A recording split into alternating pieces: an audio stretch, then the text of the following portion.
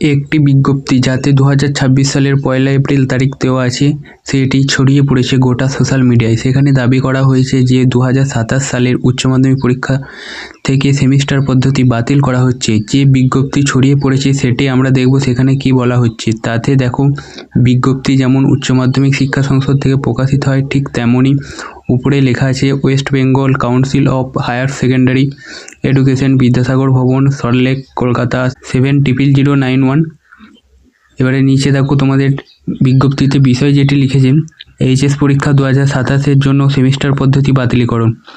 এত দ্বারা জানানো যাচ্ছে যে উচ্চ মাধ্যমিক পরীক্ষা 2027-এর জন্য পূর্বে প্রস্তাবিত সেমিস্টার পদ্ধতি বাতিল করা হয়েছে। 2027 সালের এইচএস পরীক্ষায় অংশগ্রহণকারী সকল ছাত্রছাত্রী এখন তাদের পড়াশোনা চালিয়ে যাবে এবং পুরাতন বার্ষিক পদ্ধতি অর্থাৎ পুরাতন সিলেবাস অনুযায়ী পরীক্ষায় অংশগ্রহণ করবে।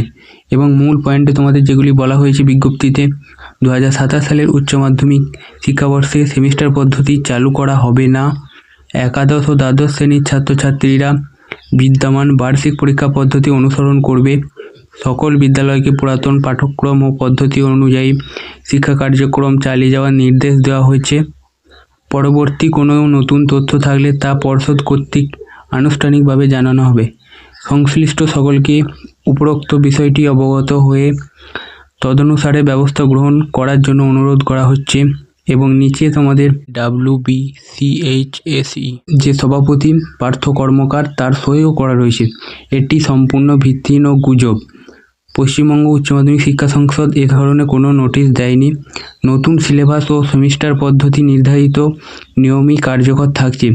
এই বিভ্রান্তিকর বিজ্ঞপ্তি নিয়ে গতকাল অর্থাৎ 2 এপ্রিল WBCHSE ওয়েবসাইটে একটি বিজ্ঞপ্তি প্রকাশ করা হয়েছে এবং তাতে স্পষ্ট বলে দেওয়া হয়েছে যে সোশ্যাল মিডিয়ায় একটি খবর ছড়িয়ে পড়েছে যে কাউন্সিল 2027 সালের উচ্চ মাধ্যমিক পরীক্ষার জন্য সেমিস্টার পদ্ধতি বাতিল করেছে এবং 2027 সালের এইচএস পরীক্ষায় অংশগ্রহণকারী ছাত্রছাত্রীরা পুরাতন বার্ষিক পদ্ধতিতে অর্থাৎ পুরাতন সিলেবাসে তাদের পড়াশোনা চালিয়ে যাবে।